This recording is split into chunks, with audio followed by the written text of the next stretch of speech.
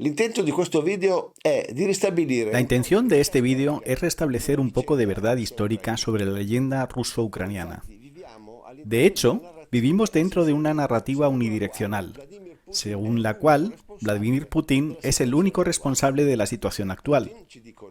Putin, nos dicen nuestros medios, es un dictador sanguinario, obsesionado con el deseo de restaurar un imperio que ya no existe, y no duda en invadir, destruir y matar para realizar su sueño. Putin debe ser detenido por las buenas o por las malas. En realidad, si uno lo piensa un momento, esta narración no puede sostenerse tal como es. Solo en los cómics hay un villano que se despierta por la mañana y decide conquistar un mundo formado por gente buena e inocente. En el mundo real, las cosas son un poco más complicadas y las faltas nunca están de un solo lado.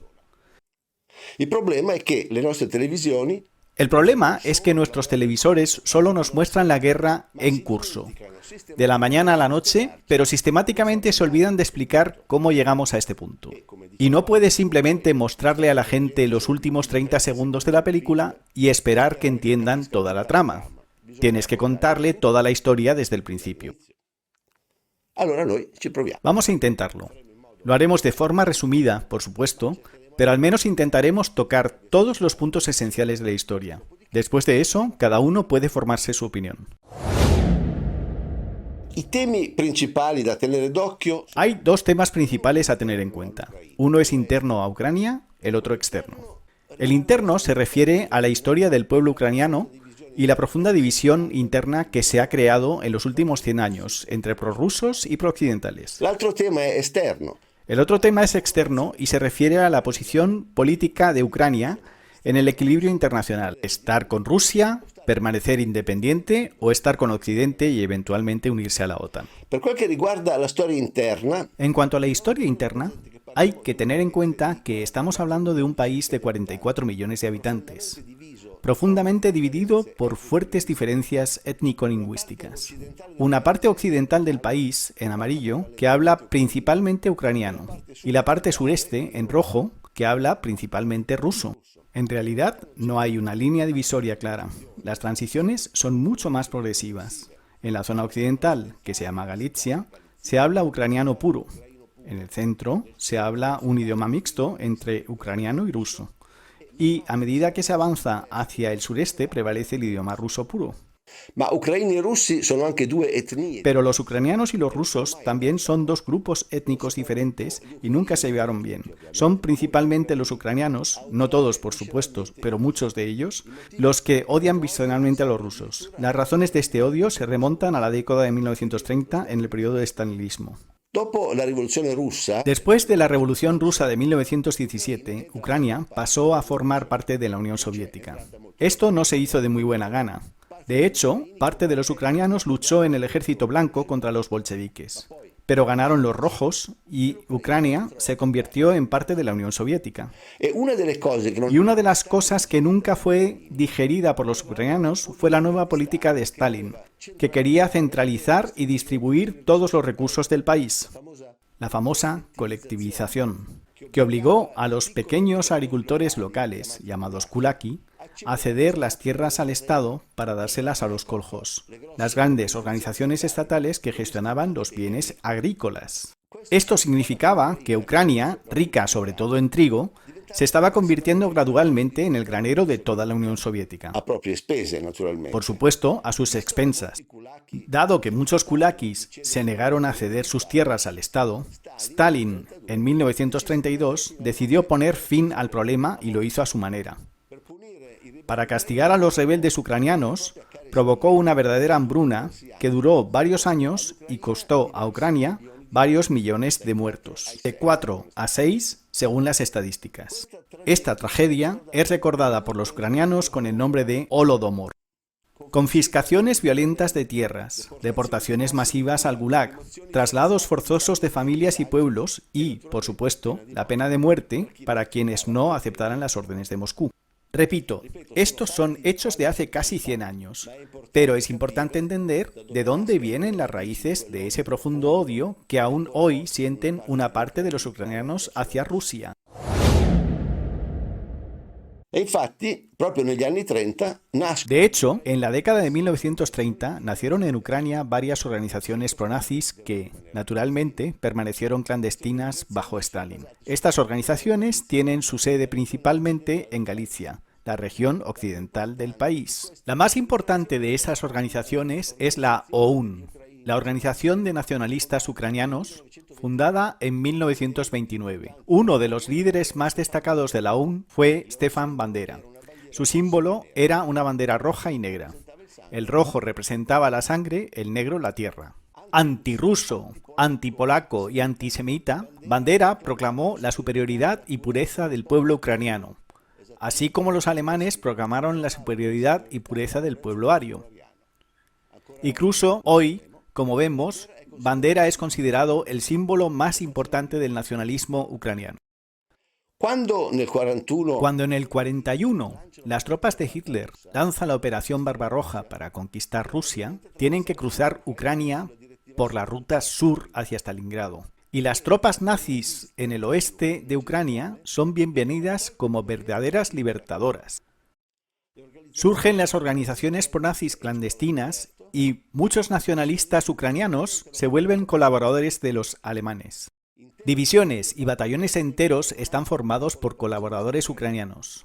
La más importante fue la División Galicia, que reclutó hasta 80.000 colaboradores ucranianos. Naturalmente, bajo los alemanes, estos ejércitos tenían las manos libres y llevaron a cabo masacres étnicas en casi todas partes. La masacre más famosa fue la de Babi Yar, cerca de Kiev, cuando 33.000 judíos fueron exterminados en 2 días por las bandas armadas de Bandera OUN. Otra masacre involucró a 37.000 polacos que fueron masacrados en el este de Galicia por escuadrones de la muerte de Mykola Levet, socio de Bandera. Esta era la atmósfera en el oeste de Ucrania durante la invasión alemana. Pero luego Hitler perdió la guerra. Ucrania permaneció en el bloque soviético y las bandas pronazis tuvieron que pasar a la clandestinidad. Ma non persero tutti i loro amici. Sin embargo, no perdieron a todos sus amigos.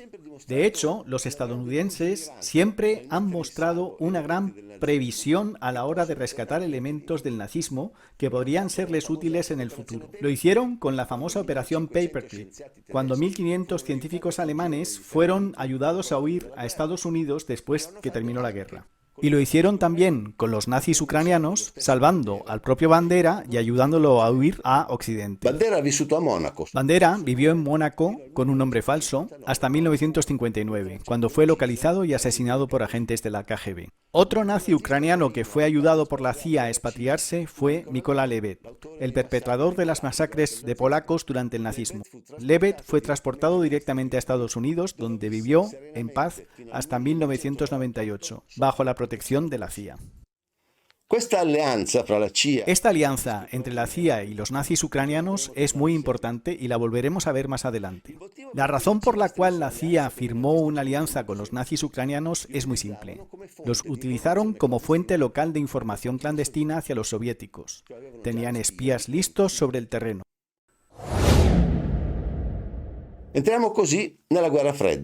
Entramos así en la Guerra Fría, que duró desde 1946 hasta la caída del muro de Berlín en 1989. Han sido casi 45 años en los que los dos bloques se han enfrentado claramente en la línea denominada telón de acero. A la derecha, el Pacto de Varsovia, liderado por Moscú. A la izquierda, la OTAN, que obviamente también incluye a Canadá y Estados Unidos. Suecia y Finlandia arriba se mantienen neutrales, al igual que Suiza y Austria en el centro. Yugoslavia, aunque se considera parte del bloque comunista, nunca entró oficialmente en el Pacto de Varsovia.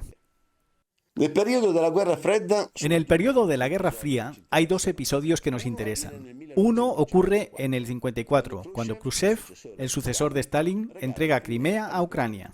Los motivos de este regalo nunca se han aclarado por completo.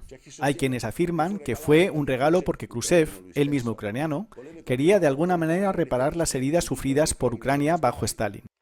Hay quienes dicen que quería celebrar el tricentenario del histórico pacto de amistad entre Ucrania y Rusia de 1654. No sabemos por qué, pero el hecho es que Crimea, en el 54, se convirtió en parte integrante de Ucrania dentro de la Unión Soviética, en la que no había fronteras entre un estado y otro. Sin embargo, la base naval de Sebastopol, que es el cuartel general de la flota naval rusa en el Mar Negro, permanece bajo el control directo de Rusia. El segundo episodio que nos interesa es la famosa crisis de los misiles cubanos de 1962. En resumen, en el 59 Castro lideró la Revolución cubana y la isla pasó a formar parte del bloque soviético.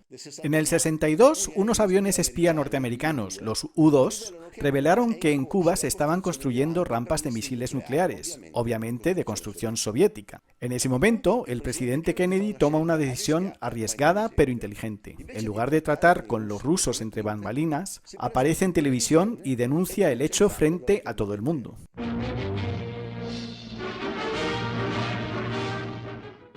Within the past week, unmistakable evidence has established the fact that a series of offensive missile sites is now in preparation on that imprisoned island. The purpose of these bases can be none other than to provide a nuclear strike capability against the Western Hemisphere. It shall be the policy of this nation to regard any nuclear missile launched from Cuba against any nation in the Western Hemisphere as an attack by the Soviet Union on the United States, requiring a full retaliatory response upon the Soviet Union. E una cosa era certa. Y una cosa era segura. Kennedy estaba absolutamente dispuesto a arriesgarse a la Tercera Guerra Mundial mientras se preparaba para invadir Cuba, si no se retiraban las plataformas de lanzamiento. Sabemos esto por las cintas telefónicas de una conversación de Kennedy con el expresidente Eisenhower durante la crisis de los misiles. Escuchamos el diálogo entre los dos.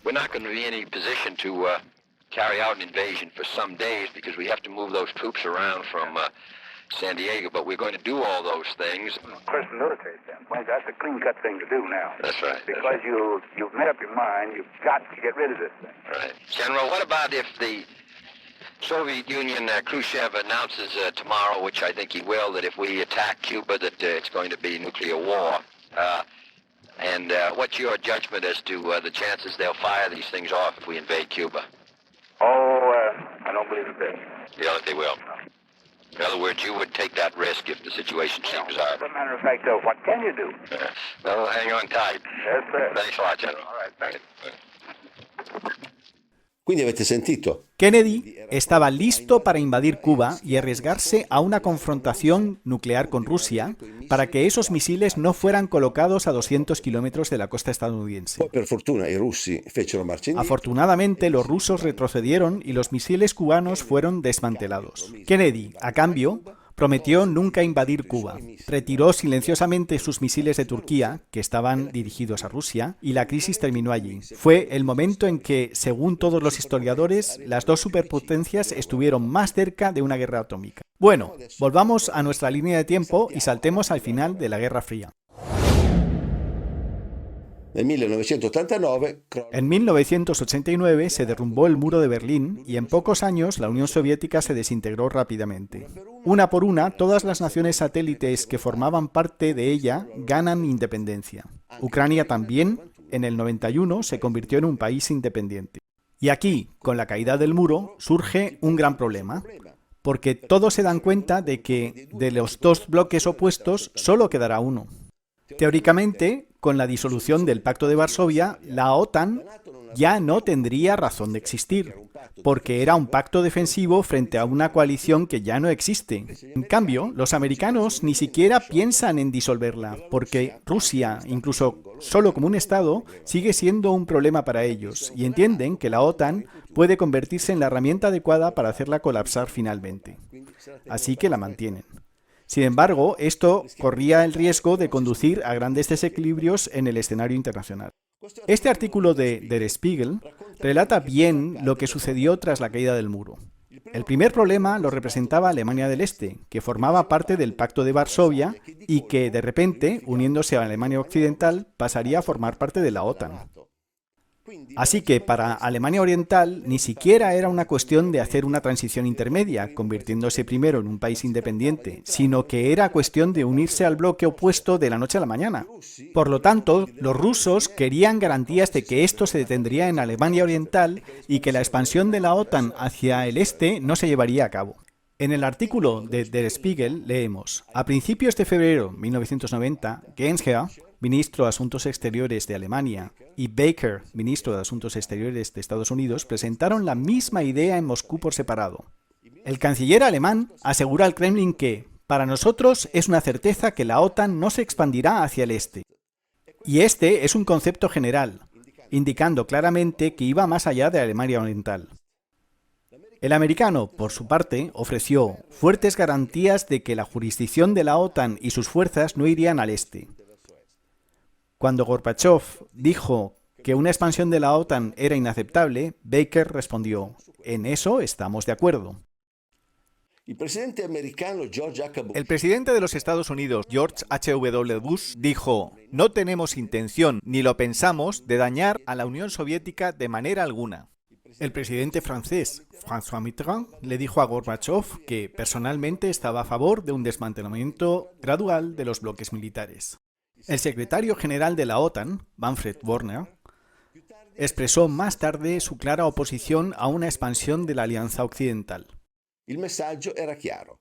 Se Gorbachev El mensaje era claro. Si Gorbachev consentía en la reunificación de Alemania dentro de la OTAN, Occidente intentaría construir una arquitectura de seguridad occidental que tuviera en cuenta los intereses de Moscú. Y así, en el 91, Alemania se reunifica, con Berlín como capital, y sigue siendo parte integral de la OTAN. il patto, solo verbale, non scritto, El pacto solo verbal, no escrito, es que la OTAN no se expandirá más hacia el este. Más tarde, muchos de los participantes en estas reuniones se volverían olvidadizos y ya no recordarían lo que habían dicho. Pero en ese momento el trato estaba claro para todos y eso es lo que hemos descrito. il problema è che negli Stati Uniti in quel El periodo problema es que en Estados Unidos los neoconservadores iban llegando poco a poco al poder, y con ellos se hizo predominante la filosofía que los quería como única fuerza dominante en el nuevo siglo que estaba por comenzar, lo que llamaron el nuevo siglo americano. naturalmente, dal loro punto di vista, Por supuesto, para ser la única fuerza dominante, Rusia tenía que estar permanentemente fuera del camino. En el ahora muy famoso documento titulado Reconstruyendo la Defensa de América, los neoconservadores escribieron: Estados Unidos es hoy la única superpotencia del mundo que reúne un potencial militar predominante, un liderazgo tecnológico global y la economía más grande del mundo. Además, Estados Unidos lidera un sistema de alianzas de hecho, la OTAN, que incluye a todas las naciones democráticas más importantes del mundo. En este momento, Estados Unidos no tiene rival en el mundo. La estrategia a largo plazo de Estados Unidos debe buscar preservar y extender esta posición ventajosa en la medida de lo posible en el futuro. Entonces, lo que debería determinar el tamaño y las características de nuestras fuerzas nucleares no es la paridad numérica con Rusia, sino el mantenimiento de la superioridad estratégica estadounidense y junto con esa superioridad la capacidad de disuadir posibles coaliciones hostiles de potencias nucleares. La superioridad nuclear de Estados Unidos no es motivo de vergüenza. De hecho, será un elemento esencial para preservar el liderazgo estadounidense en un mundo cada vez más caótico y complejo. questa era la filosofia dominante. Esta era la filosofía dominante de los Estados Unidos a finales del siglo pasado, además de respetar las razones de seguridad de Rusia. Queremos el control absoluto del mundo y ahora es el momento adecuado de aprovecharlo para tomarlo. E lo mettevano pure nero su bianco. Y hasta lo escriben en blanco y negro. Por supuesto, no era como si Rusia hubiera pasado repentinamente de una superpotencia atómica a cualquier pequeño estado armado con cerbatanas. Todavía tenían intacto todo su arsenal atómico. Por lo tanto, era impensable atacarlos de frente con armas. Había que encontrar una manera de debilitarlos lentamente, económicamente. Y para debilitarlos económicamente, los estadounidenses tienen dos formas principales. Una es forzar a un gasto militar cada vez mayor, la otra es imponerles sanciones económicas siempre que surja la posibilidad. Para imponerles un gasto militar exorbitante, deben estar rodeados por todas partes de bases militares con misiles dirigidos a Moscú. De esta manera, no solo los amenaza físicamente, sino que también los obliga a gastar enormes sumas desde un punto de vista militar para implementar contramedidas. A esto se referían los neoconservadores cuando hablaban de mantener la superioridad estratégica estadounidense. Continuar colocando más y más misiles para obligar a los rusos a un avance infinito, lo que los doblegaría económicamente. Y de hecho, hablando de blanco y negro, en 1997 se publicó el famoso libro de Zbigniew Brzezinski, El gran tablero de ajedrez, es decir, el gran tablero de ajedrez, la primacía americana y sus imperativos geoestratégicos. En él se plantea que la estrategia futura de los Estados Unidos se modela claramente frente a Rusia, atraer y acercar a Occidente uno a uno a los distintos países del antiguo Pacto de Varsovia para acercar a Rusia con una especie de cordón sanitario cada vez más amenazante y preocupante para ellos. Esta filosofía de provocar y far innervosire i russi. Esta filosofía de provocar y molestar a los rusos fue claramente expresada por un senador estadounidense, un tal Joe Biden, ya en 1997. Escuche a Biden decir cómo una forma de provocar una reacción vigorosa y hostil de los rusos sería admitir a los estados bálticos en la OTAN. Y mire la sonrisa socarrona con que lo dice. I think the one place where the greatest consternation would be caused in the short term for admission, having nothing to do with the merit and preparedness of the country to come in, would be to admit the Baltic states now in terms of NATO-Russian, US-Russian relations. And if there was ever anything that was going to tip the balance, were it to be tipped in terms of a vigorous and hostile reaction, I don't mean military, in Russia, it would be that. Y de hecho, contrariamente a los compromisos adquiridos con los rusos en el 91, en 1999 Hungría, Polonia y República Checa ingresaron en la OTAN. En 2004 también entraron Estonia, Letonia, Lituania, Eslovaquia, Rumanía y Bulgaria. Faltaba lo más destacado para completar el cerco: Ucrania. ¿Y qué pasa en Ucrania en 2004? Guarda caso.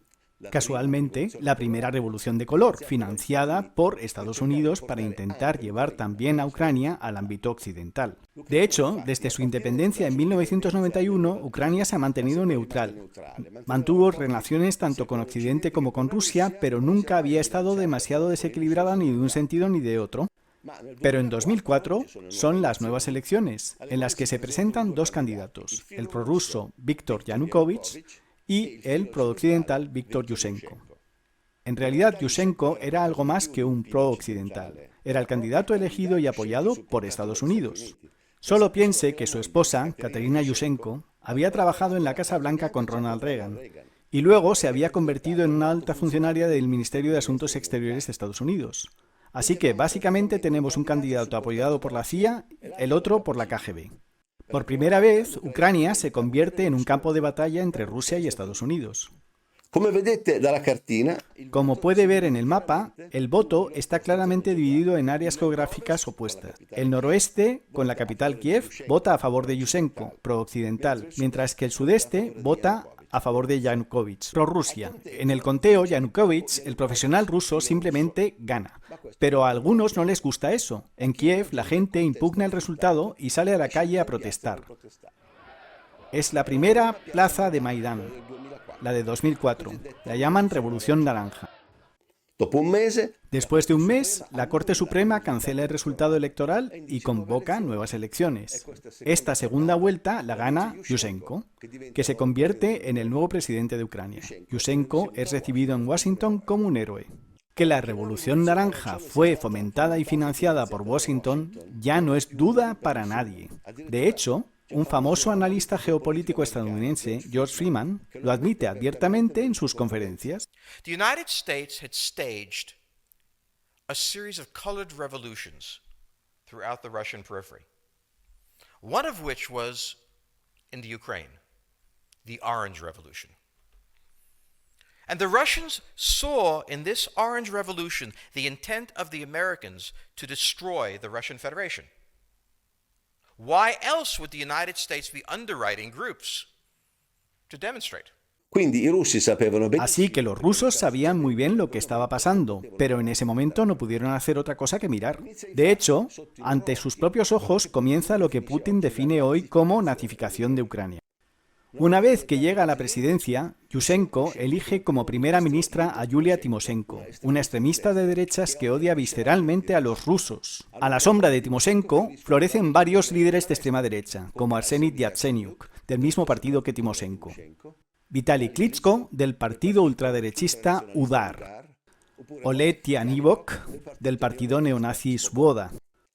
Tenete presente questo trío. Tenga en cuenta este trío, los veremos en acción más adelante. Además, durante su presidencia, Viktor Yushchenko hace un gesto muy significativo para los nazis de su país. Rehabilita a Stefan Bandera e incluso lo nombra héroe nacional. На завершення я хочу сказати про те, що чекали мільйони українських патріотів і багато років. Я підписав указ за незламність духу, відстоюванні національної ідеї, виявлені героїзм і самопожертву в боротьбі за незалежну українську державу. Постановляю присвоїти звання Герой України з удостоєнням ордена держави Бандері Степану Андрійовичу. Слава Україні! La esposa de Yushchenko, Katerina, quien había expresado abiertamente sus preferencias políticas desde muy joven, debe haberse puesto muy feliz. Fíjese, una alta funcionaria del Ministerio de Asuntos Exteriores de Estados Unidos haciendo el saludo nazi. Y todos fingen que no ha pasado nada. Pero luego, la nazificación de Ucrania sufrió un revés, con las elecciones de 2010. Yushchenko, a pesar de haber tenido las manos libres durante 6 años, no pudo llevar a cabo las reformas que había prometido. Y en las elecciones se encuentra, una vez más, frente a Yanukovych, el candidato prorruso. Esta vez Yanukovych gana con claridad, sin lugar a dudas, en el conteo de votos. Qui inizia un periodo delicato. Aquí comienza un periodo delicado, porque el prorruso Yanukovych todavía es tentado por las sirenas occidentales. El Fondo Monetario Internacional le promete grandes préstamos para entrar en Europa, pero a cambio pide reformas y cambios sociales que perjudicarían a las clases más pobres. Siempre hacen esto con los países pobres. Te muestran el dinero, pero a cambio te piden que hagas una carnicería social. Es el mismo Yanukovych quien lo cuenta en una entrevista con Oliver Stone. Поэтому у нас было 2 партнера. Прежде всего мы рассчитывали на Международный валютный фонд. Но Международный валютный фонд на протяжении года, когда мы вели переговоры, нам предлагал неприемлемые для нас варианты решения. Значительное поднятие тарифов для населения, прежде всего на энергоносители и на газ, то есть значительный рост расходов населения, при том, что доходы оставались прежние. Мы на это не пошли. Мы предложили другие варианты решения вопросов. Мы получили официальный отказ Международного валютного фонда в ноябре 2013 года. Оставалась Россия. Después de un largo tira y afloja, Yanukovych decide no firmar el acuerdo económico con Europa. Este es el punto de inflexión histórico que determina todo lo que sucederá en los próximos 8 años. Los medios occidentales lamentan abiertamente la oportunidad perdida de atraer a Ucrania a la órbita occidental. Ukraine had an historic opportunity this week to move toward full integration with the European Union. EU leaders wanted to seal an association agreement which would have drawn one of Europe's largest nations firmly into Brussels' orbit. But Ukraine's president walked away from the deal in favor of closer ties with Russia. Comienza la preparación para el golpe de Estado.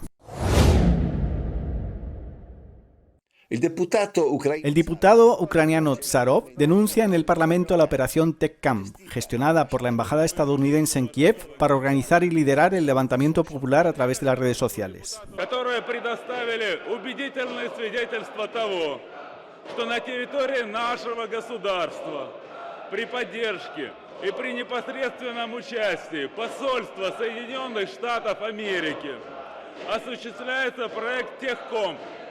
в рамках которого ведется подготовка к разжиганию гражданской войны на Украине. Проект Темком направлен на подготовку специалистов по информационным войнам и дискредитации государственных институтов современных медиа, потенциальных революционеров для организации протестных действий, свержения государственного режима. Проект находится под патронатом и кураторством посла Соединенных Штатов в Украине Джеффри Пайета. Estamos en diciembre de 2013 y los ciudadanos de Kiev salen a la calle para protestar por la falta de acuerdo con Europa. Inicialmente, las protestas son pacíficas. Mientras tanto, Victoria Nuland vuela a Kiev para reunirse con el presidente Yanukovych.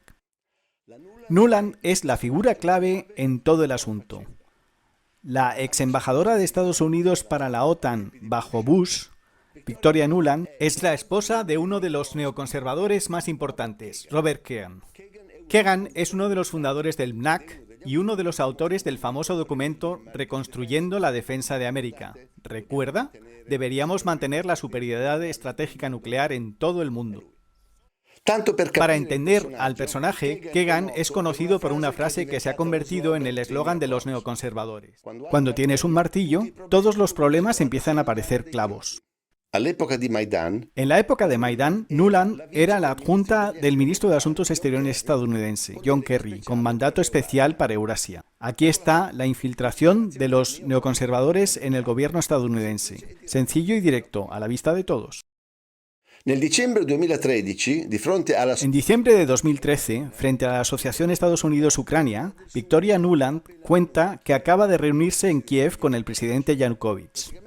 Prácticamente Nuland le dijo: hemos estado trabajando durante 5 años para traer Ucrania a Occidente y ya hemos gastado $5.000 millones. Debes firmar el acuerdo con Europa, de lo contrario no hay futuro para ti. I spent more than 2 hours with President Yanukovych.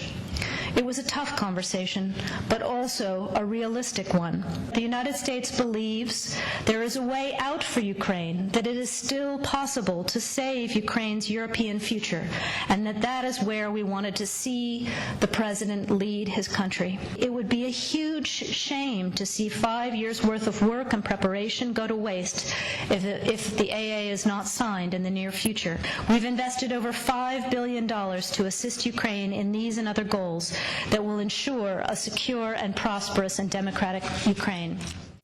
Ma Yanukovych, nonostante le pressioni dell'Occidente, non c'è. Pero Yanukovych, a pesar de la presión de Occidente, no se da por vencido y se niega a firmar el acuerdo con Europa. Y en ese momento, los americanos deciden que es hora de sacarlo del camino. Las protestas en Plaza Maidán, que comenzaron pacíficamente, de repente se vuelven violentas, con la técnica habitual de francotiradores que comienzan a disparar simultáneamente sobre la multitud y la policía. Se desata la violencia en la plaza y las protestas rápidamente salen de control. From one of the upper windows of the hotel, a shot rang out. Up there, okay, yeah, our hotel. That window, 1, 2, 3, 4, fifth row from the left, second from the top, one that was open. From the very early morning, unidentified shooters opened fire on the protesters and on law enforcement. And this was a point of no return to Ukraine as we know it. Obviamente, en poco tiempo la Plaza Maidán se convierte en un baño de sangre donde todos disparan a todos y nadie entiende nada.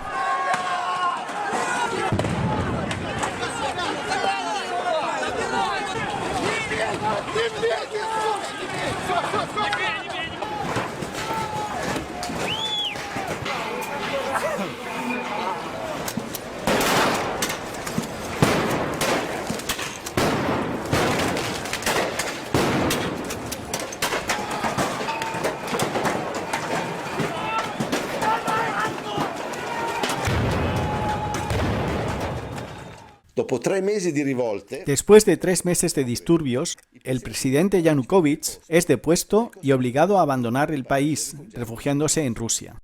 Petro Poroshenko será elegido en su lugar, con Yatsenyuk como primer ministro, obviamente apreciado por Occidente, y el golpe se completa. Sin embargo, hay quienes niegan que esto haya sido un golpe de Estado orquestado por los estadounidenses y dicen, no, fue un proceso democrático normal dentro de Ucrania. En realidad, ninguna manifestación pacífica ha llevado por sí sola al derrocamiento de un gobierno. Siempre se necesita una chispa, algo que lo transforme de pacífico en algo más, mucho más efectivo. Así que demos un paso atrás y veamos quién estaba en Plaza Maidán agitando a la multitud contra Yanukovych. Arseniy Yatsenyuk, del partido de Timoshenko, junto a Vitaly Klitschko, de UDAR, y Oleg Tyahnybok, del partido Svoboda. Curiosamente, estos tres personajes son objeto de una llamada telefónica que tuvo lugar en ese momento entre el embajador estadounidense Pyat y Victoria Nuland. Se suponía que esta llamada telefónica, apodada Nuland Gate, permanecería en secreto, pero alguien la hizo pública, creando una gran vergüenza para el Departamento de Estado de Estados Unidos. Se escucha claramente a Nuland y a Pyat decidiendo cuál debería ser la formación del nuevo gobierno ucraniano tras el derrocamiento de Yanukovych. ¿Quién puede ser parte de él y quién no? Según Nuland, Yatsenyuk puede ser primer ministro, mientras que los neonazis Klitschko y Tyahnybok no pueden presentarse. Pueden permanecer junto a él, pero deben actuar en la sombra. So, I don't think Klitsch should go into the government. I don't think it's necessary. I don't think it's a good idea. In terms of him not going into the government, just let him sort of stay out and do his political homework and stuff. I think Yats is the guy who's got the economic experience, the governing experience. He's the guy, you know, what he needs is Klitsch and Tyahnybok on the outside. He needs to be talking to them 4 times a week. Esta llamada telefónica también se ha hecho famosa porque en cierto momento Nuland deja escapar el famoso "fuck the EU", es decir, que jodan a Europa, cuando dice que la operación debe realizarse bajo los auspicios de la ONU. So that would be great, I think, to help glue this thing and have the UN help glue it and, you know, fuck the EU. No, exactly. Al final de la llamada, Nuland le confirmó al embajador Pyat que el vicepresidente Biden estaba de acuerdo con toda la operación. Sullivan's come back to me VFR saying you need Biden, and I said probably tomorrow for an attaboy and to get the deets to stick. So okay. Biden's willing. Okay, great. Durante los disturbios, Nuland también se cuidó de hacerse ver en la plaza, siempre acompañada por el embajador Pyat, mientras llevaba pan a los manifestantes. Hello, how are you? Good to see you. We're here from America. Would you like some bread? Please take something. Please take something. Guys, are you hungry? No?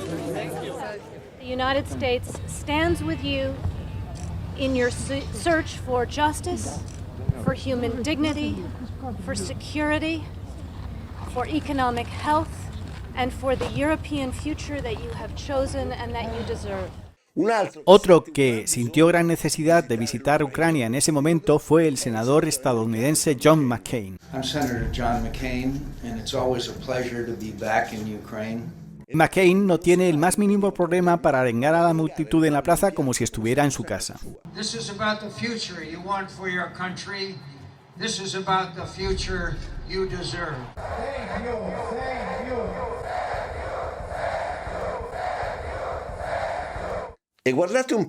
¿Y quién está en el escenario junto con John McCain? Oleg Tyahnybok, el líder del partido nazi Svoboda, ¿recuerdas? Los estadounidenses han mantenido buenas relaciones con los nazis ucranianos desde el final de la guerra, y finalmente han venido muy bien. Ahora no usamos el término nazi arbitrariamente.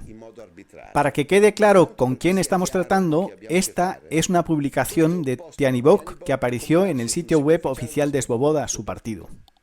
Чтобы создать действительную украинскую Украину, физически ликвидировать всю русскоязычную интеллигенцию и всех украинофобов быстро, без суда и следствия, расстрелять.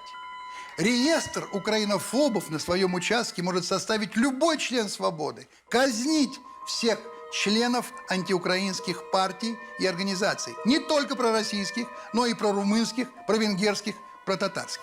Русскоязычная аморфная биомасса живых желудков – это стадо надо ликвидировать где-то на 5-6 миллионов особей. Fantástico, John McCain. Así se exporta democracia. Y aquí está Nuland con sus 3 joyas. Yatsenyuk, el rostro presentable de la derecha, Klitschko, de UDAR, y Tyahnybok, los neonazis que harán el trabajo sucio fuera del gobierno. Los mismos 3 de Plaza Maidán.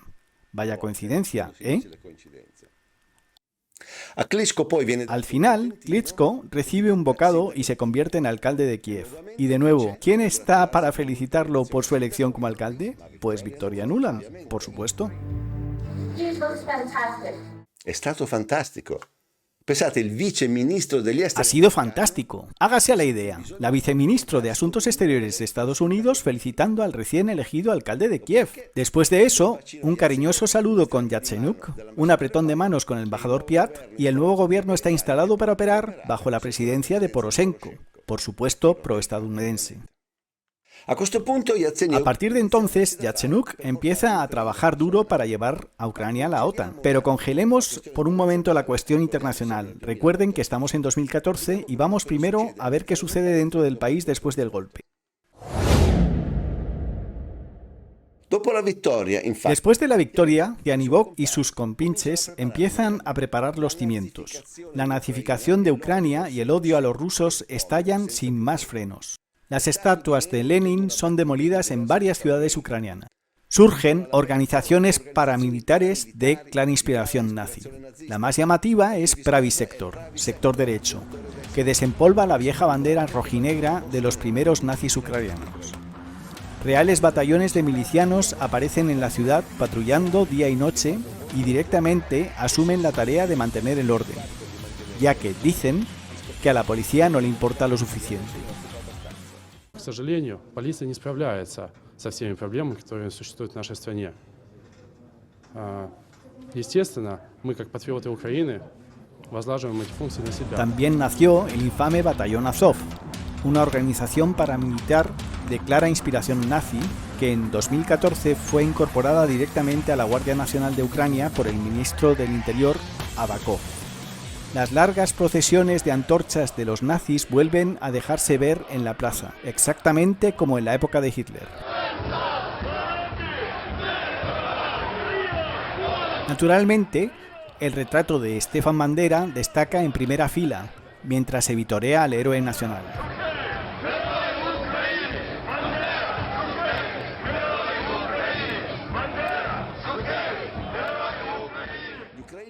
Los ucranianos nazis de la Segunda Guerra Mundial reciben ceremonias especiales de entierro, mientras que los soldados ucranianos con uniforme nazi los tratan como héroes. Ethnic Ukrainian nationalists wore helmets with swastikas and uniforms marked with Third Reich eagles during the service for 16 members of the SS Division Galicia. The ceremony took place in the western Lviv province. Some veterans were present. During a salute over the grave, costumed reenactors used wartime-era rifles to fire a salute, as their leader gave commands in German. Los niños ucranianos recuerdan mucho a la Jugendbund, la juventud nazi de la época de Hitler.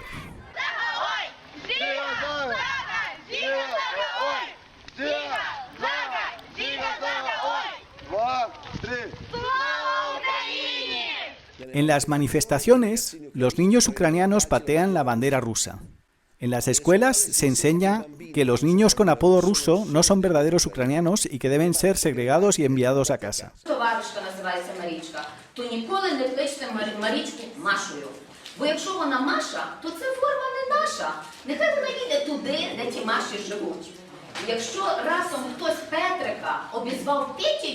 Це також не український хлопчик. Він мав би звідси забратися або навчитися, як українською мовою правильно називатися. A los niños más pequeños se les enseña a decir mataremos rusos y a hacer el saludo nazi. Мариночка, ти будеш різати русню? Да. Що ти будеш робити? Русню різати. Я буду різати Чечню. Я буду різати Чечню. Los tiempos para los rusos en Ucrania se están poniendo difíciles.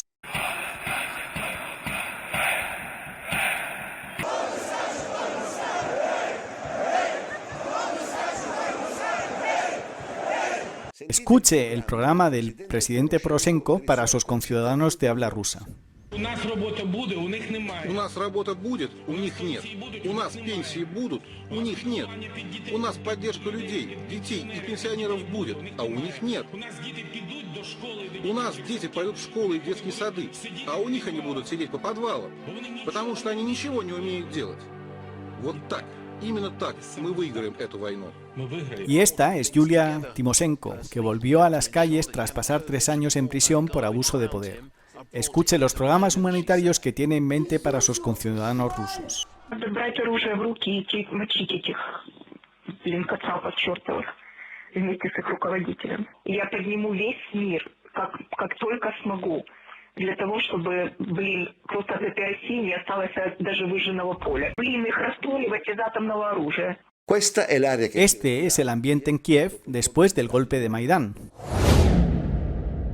A quel punto i russi della Crimea. En ese momento, los rusos de Crimea, que son el 98% de la población, entienden la indirecta y eligen separarse inmediatamente de Ucrania y regresar a Rusia. Recuerde, Crimea siempre ha sido rusa, pero fue donada por Khrushchev a Ucrania por razones que nunca se aclararon. Quindi, en marzo de 2014, los habitantes de Crimea organizan un referéndum en el que rechazan la autoridad del gobierno golpista de Kiev y votan por el regreso a Rusia. El referéndum transcurre en paz y el sí gana por porcentajes abrumadores. El 96,77% de los votantes optan por regresar a Rusia. Esta es una residente de Sebastopol después de la votación. Сегодня, как у всех севастопольцев, ощущение праздника. Праздника воссоединения с нашей истинной родиной России. В принципе, мы никогда от нее и не отходили, и себя так же и чувствовали. Este movimiento obviamente enfurece a los occidentales, que acusan a Putin de organizar un referéndum falso para llevar a cabo una anexión de facto. En realidad, basta mirar las manifestaciones callejeras contra el gobierno golpista de Kiev y a favor de Rusia, para comprender que esa era la verdadera voluntad de los habitantes de Crimea.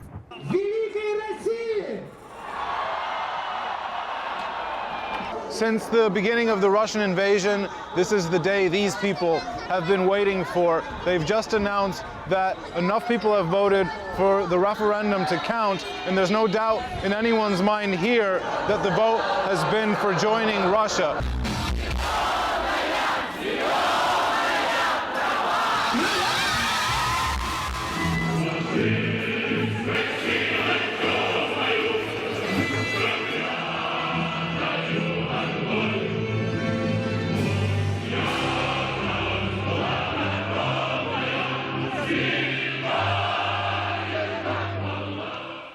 E qui, dopo il referendum, succede una cosa pazzesca. Y entonces, tras el referéndum, ocurre una locura.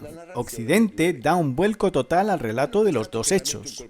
Lo que fue claramente un golpe de Estado en Kiev se hace pasar por una expresión legítima del derecho de autodeterminación. Y lo que fue un verdadero ejercicio de autodeterminación, el referéndum de Crimea, no es reconocido por Occidente. Escuche a Obama logrando, en la misma conferencia de prensa, afirmar simultáneamente el derecho de los ucranianos de Kiev a la autodeterminación, pero negárselo a los de Crimea. As I told President Putin yesterday, the referendum in Crimea was a clear violation of Ukrainian constitutions and international law, and it will not be recognized by the international community. As I told Prime Minister Yatsenyuk last week, the United States stands with the people of Ukraine and their right to determine their own destiny. Cioè, gli ucraini di Kiev, siccome vengono verso Es decir, los ucranianos de Kiev, cuando vienen hacia nosotros, tienen derecho a la autodeterminación. Los ucranianos de Crimea, que en cambio quieren ir hacia Putin, no lo tienen. Piense si la situación hubiera sido al revés. Es decir, si los rusos hubieran organizado un golpe de Estado en Kiev para derrocar a un gobierno pro-estadounidense y establecer uno prorruso, y luego Crimea hubiera optado por separarse de Ucrania porque querría unirse a la OTAN. Obama habría dicho: no reconocemos el golpe ilegal ruso de Kiev mientras que damos la bienvenida a la entrada a la OTAN de Crimea, que ha ejercido su sacrosanto derecho de autodeterminación. Fácilmente habría invertido los términos y nadie de nosotros habría tenido qué decir. Lamentablemente, esta es la hipocresía en la que vivimos inmersos hoy. Los valores se evalúan según la conveniencia. En cualquier caso, los rusos de Crimea querían regresar a vincularse con Rusia y lo hicieron. Y la confirmación de que esto se había visto con claridad llega unas semanas después.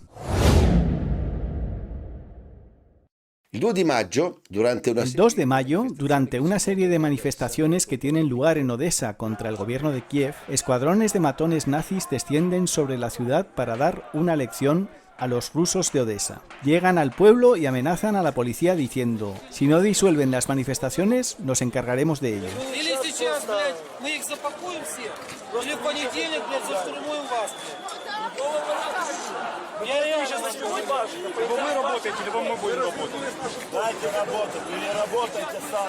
Entonces los policías son ahuyentados de mala manera y entienden que no hay lugar para ellos en la plaza.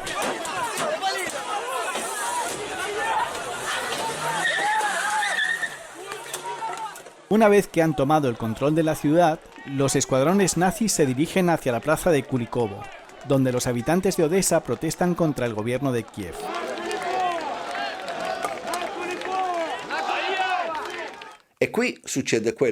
Y aquí sucede lo que ha pasado a la historia como la masacre de Odessa. Los manifestantes son atacados por maleantes del sector derecho y se ven obligados a refugiarse dentro de la casa sindical que se encuentra en la plaza.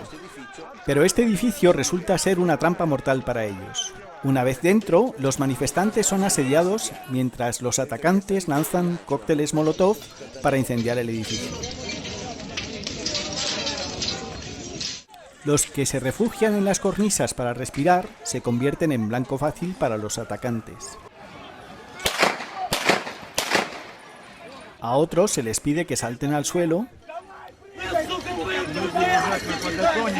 y cuando caen son asesinados en el acto.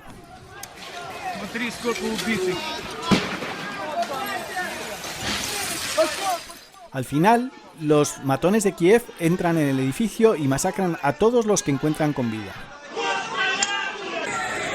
Hay imágenes que no te mostramos de cadáveres calcinados por todos lados, medio carbonizados. Eso significa que no murieron en el incendio, sino que alguien los quemó. Otras imágenes muestran a una mujer embarazada atada a una mesa y estrangulada con un alambre de hierro. La cifra final es de unos 50 civiles en Odessa. Al día siguiente, los nazis del sector derecho celebran el Día de Odessa en ese sitio como otro momento de orgullo en la historia de la nación. Incluso en las regiones orientales de Lugansk y Donetsk, el llamado Donbass, la población rusa ignora la autoridad del gobierno golpista y convoca su propio referéndum para separarse de Kiev y convertirse en una república independiente. Я хочу поддержать свой народ. Мы против этой банды, мы против фашизма. Я хочу действительно, чтобы это был таможенный союз. Нас не слышит Киев, нас не слышит Евросоюз. Our people want to live quietly and peacefully without the junta who seized power in Kiev, and so that we're not under America and the West. We don't want to be their slaves. We want to be part of Russia.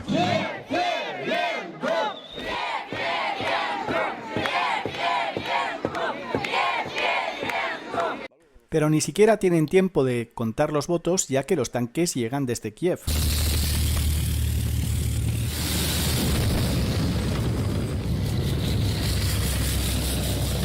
Едут к нам в Мариуполь. Пидорасы, сука. Ла, сколько их, ничего себе. Так, блядь, что там, ящики какие-то, блядь, везут, да? Ракеты, что ли? О, Катюша, блядь, ёбаные, сука. Это град, блядь, ёбаный. Че град, че Катюша, разница, блядь. А что не собирается, сука, уёбки, блядь?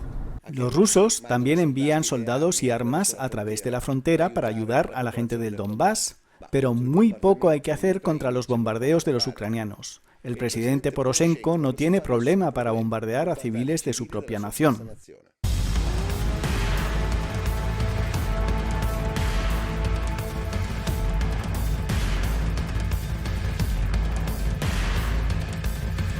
Стреляли самый центр южных кварталов, где самое большое скопление людей. Пожалуйста, посмотрите, что это. Это была моя квартира. Я несколько дней назад вывезла детей отсюда. Так бы мои дети погибли.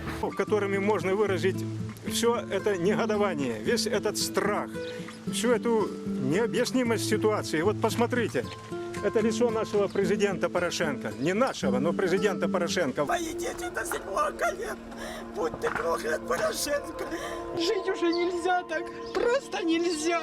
Помогите. Кто это может? Помогите нам. Сколько можно? Luego vinieron los neonazis del sector derecho que se unieron al batallón Azov para realizar una limpieza étnica en el Donbass. Разом ми придушимо антидержавний заколот і відновимо територіальну цілісність нашої батьківщини. Слава Україні!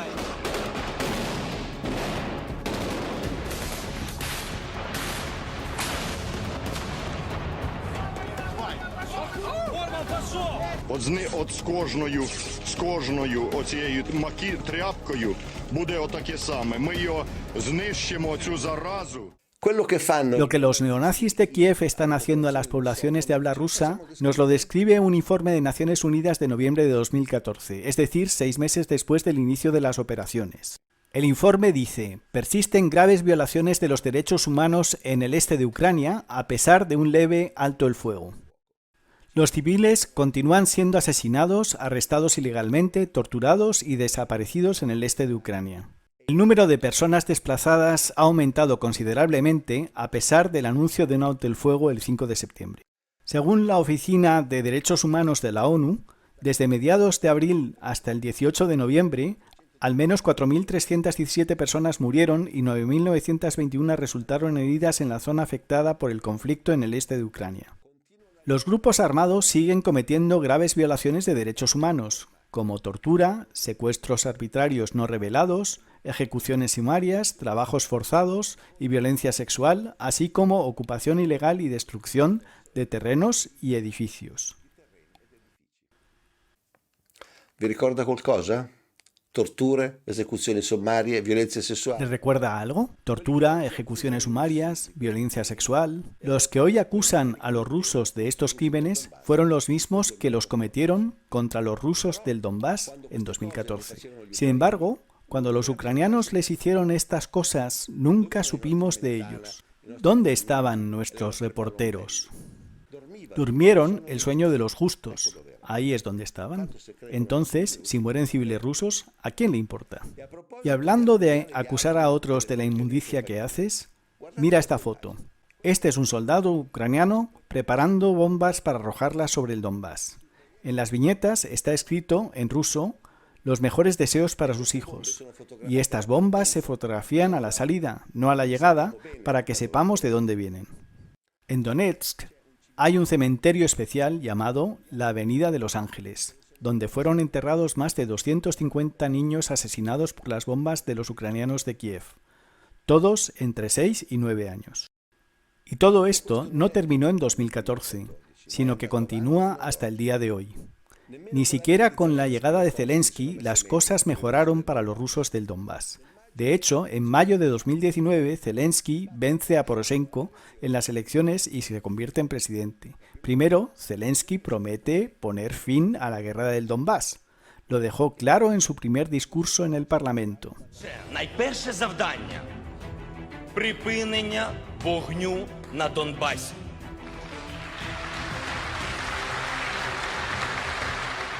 Poi però di mettere fine alla guerra non se ne è più parlato.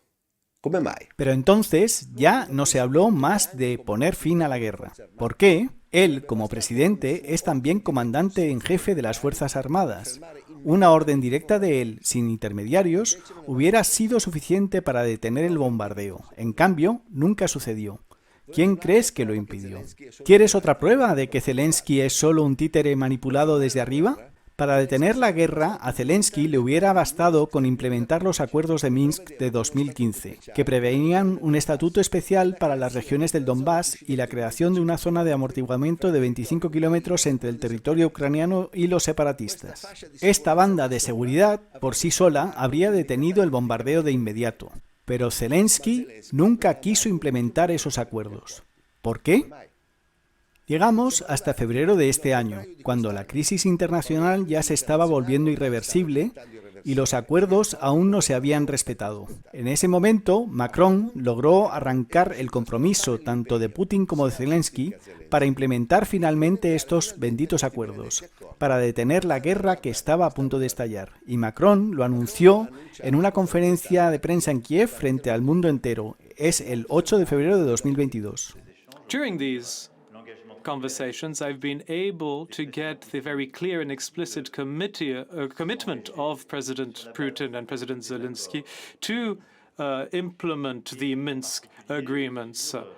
Pero al día siguiente, extrañamente, Zelensky cambia de opinión y se retracta de todo. Сегодня вечером официальный Киев заявил, что не намерен выполнять Минские соглашения и вести прямые переговоры с Донбассом.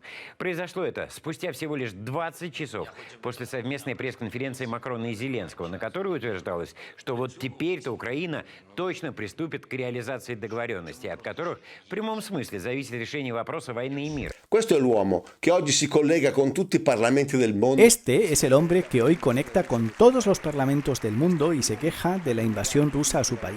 Pero fue él quien renunció definitivamente a los acuerdos de Minsk, que podría implementar fácilmente hace 2 meses o incluso 2 años. Perché non lo ha mai fatto? ¿Por qué nunca lo ha hecho?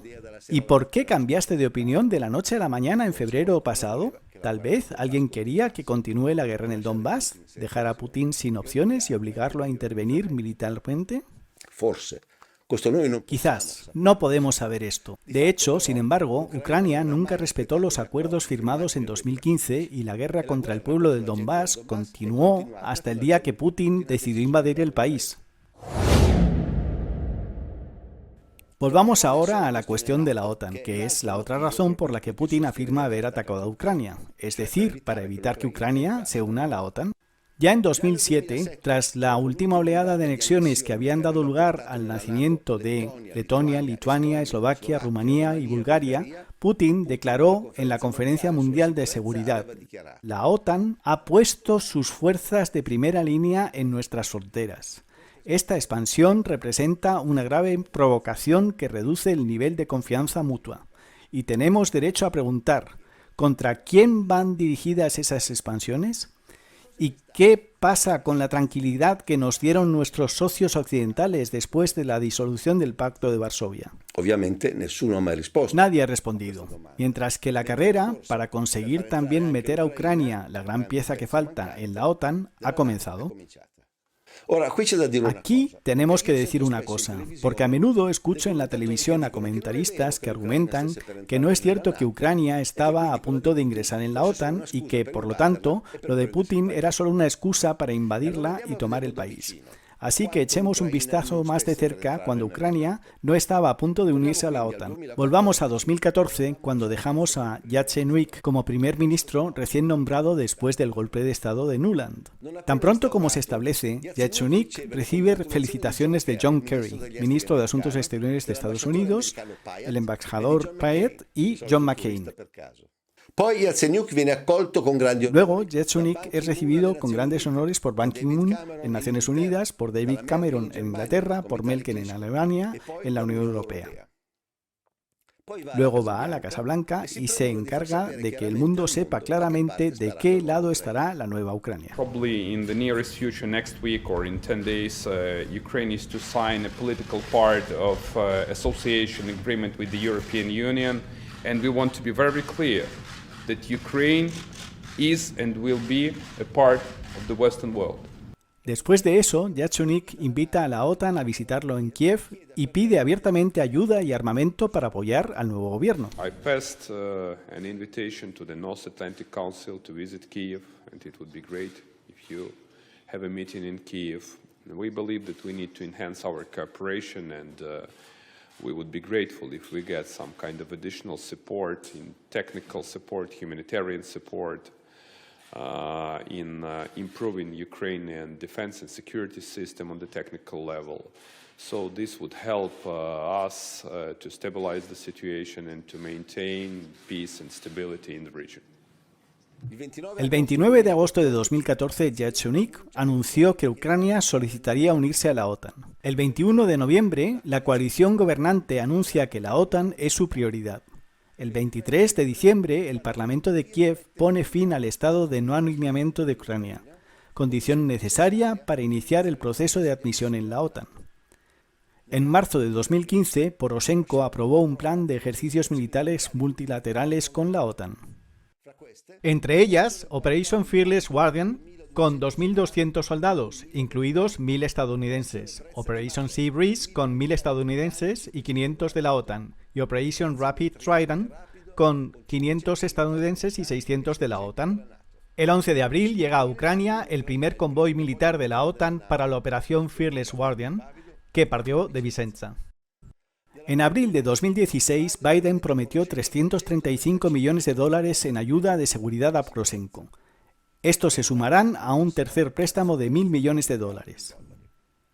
En junio de 2017, la Rada, el Parlamento de Kiev, aprobó una ley que restablece la membresía en la OTAN como una prioridad para la política exterior de Ucrania. La ley está firmada por el presidente de la Cámara, Andriy Parubiy, que fue cofundador del partido neonazi Svoboda junto a Oleg Tianevok.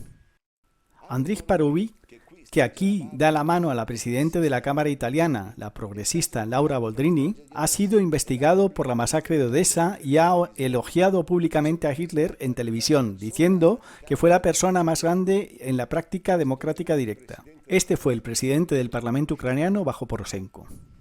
Volvamos a la cronología. En julio de 2017, un mes después, Poroshenko se reúne con el secretario de la OTAN, Stoltenberg, y le pide oficialmente que se inicie el proceso de admisión a la OTAN.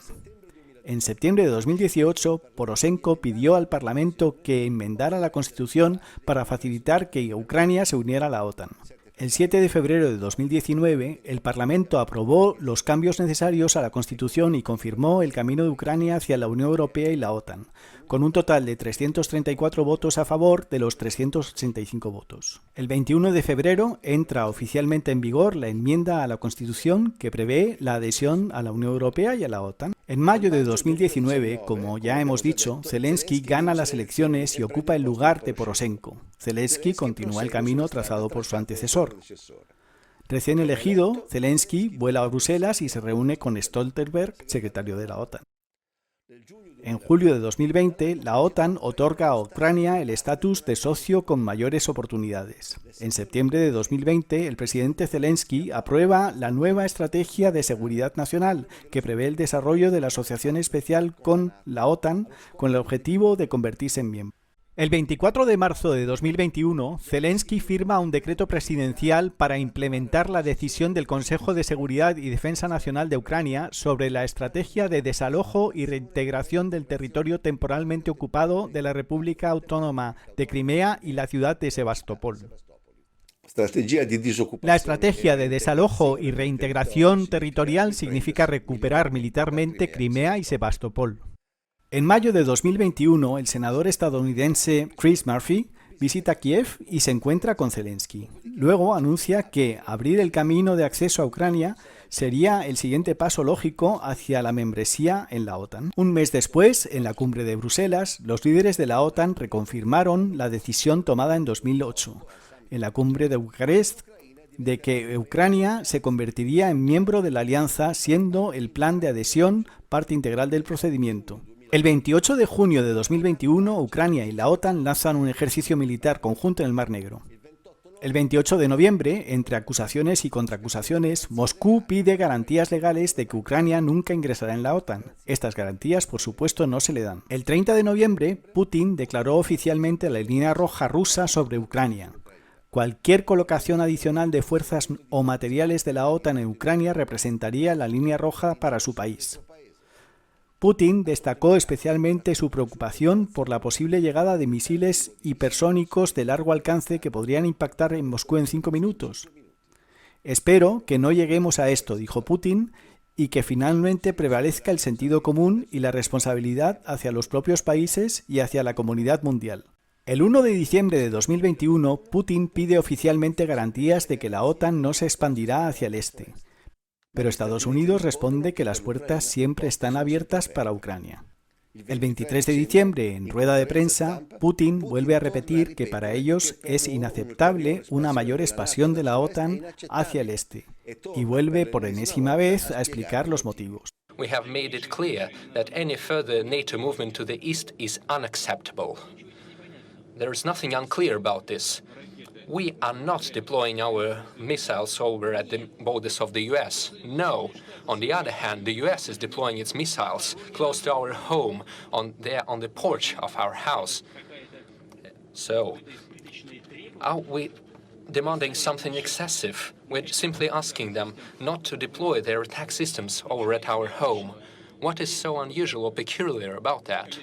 Ma gli Stati Uniti fanno finta di non sentire. Pero Estados Unidos finge no escuchar. El 31 de enero de 2022, en Naciones Unidas, el embajador ruso acusa públicamente a Estados Unidos de fomentar las tensiones y provocarles a la guerra, como si fuera realmente su deseo oculto. Western colleagues are talking about the need for de-escalation. However, first and foremost, they themselves are whipping up tensions and rhetoric and are provoking escalation. The discussions about a threat of war is provocative in and of itself.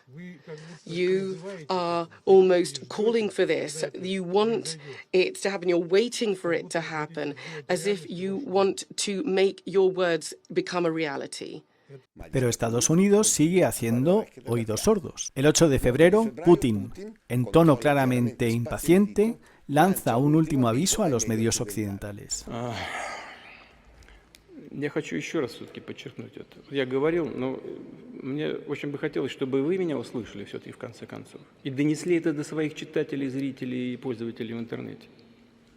Но вы понимаете или нет, что если Украина будет в НАТО и военным путем будет возвращать себе Крым, европейские страны автоматически будут втянуты в военный конфликт с Россией. Победителей не будет. И вы окажетесь втянутыми в этот конфликт помимо своей воли. En ese momento, Rusia hace una solicitud oficial final a los Estados Unidos para que pongan por escrito que Ucrania no se unirá a la OTAN y que no albergará armas balísticas de la OTAN. La respuesta, o más bien la bofetada final, viene directamente del ministro de Asuntos Exteriores estadounidense Blinken. From our perspective, I can't be more clear. NATO's door is open, remains open, and that is our commitment. A questo punto Putin rimane senza opzioni. En este punto, Putin se queda sin opciones. La única forma de evitar que Ucrania se una a la OTAN y coloque misiles a lo largo de sus fronteras es invadirla militarmente.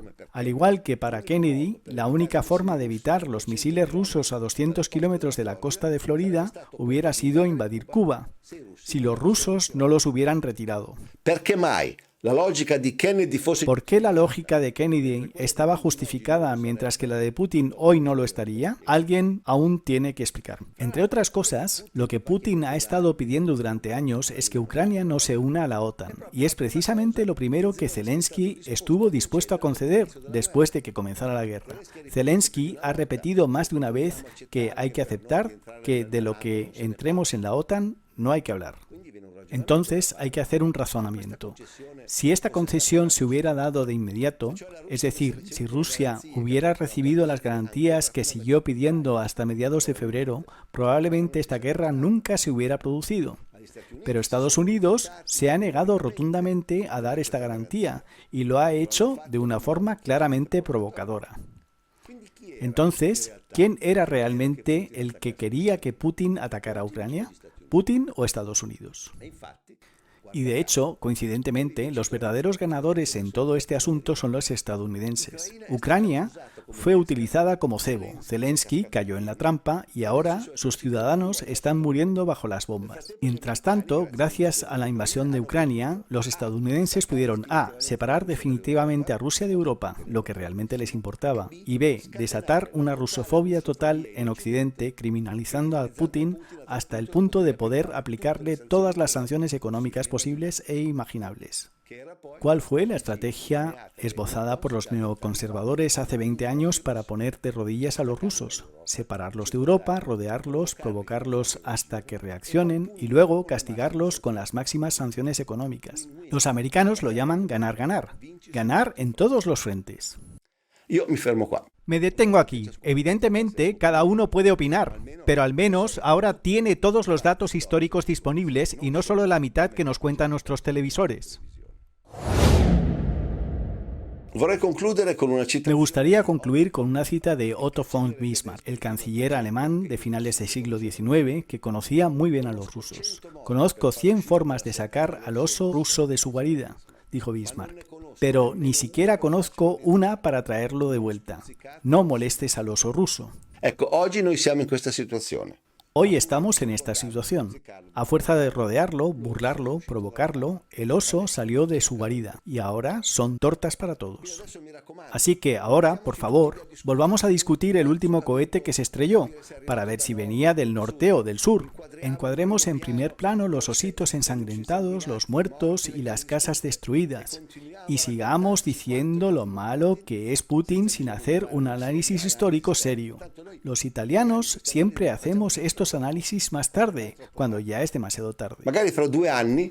Tal vez dentro de 2 años, cuando ya nos hayan caído encima las consecuencias de nuestras malas decisiones, cuando estemos en una crisis económica insoportable, entonces empecemos a pensar con tranquilidad. Siempre después, siempre después. Dentro de 2 años habrá otro gobierno, los de hoy se habrán ido y los nuevos dirán, pero en realidad, si hubiésemos evaluado mejor, hubiésemos evitado ciertos errores. ¿Y qué cosa ci impedisce? ¿Y qué nos impide hacer este análisis hoy? Ninguna cosa. Solo la pereza de tener que admitir que también cometimos un gran error. Es todo.